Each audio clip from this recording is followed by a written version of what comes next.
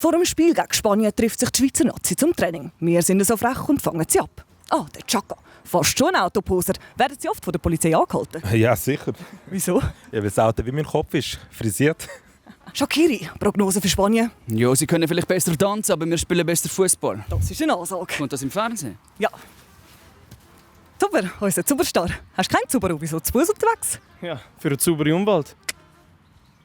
Fuck, bist du geil. Bist du noch am Aufnehmen? Mehmedi, was haben Sie sich vorgenommen für den Match gegen Spanien? Kein Lieblingstischle. Nicht einmal mit mir. Nein. Der Embolo ist mit dem Velo gekommen. Das reimt sich sogar. Wie kommt's? In der Schweiz kostet Benzin mehr als Auto. Das geht mir voll. Jan Sommer! Darf man von Ihnen wieder ein Sommermärchen erwarten? Absolut. Was sagen Sie zu den Spaniern? Arrivederci. Für wen bist du eigentlich? Spanien, denke ich. Warum? Eine Nachtsattel Spanierin und stolz. Despacito. Meine Sábana, despacito.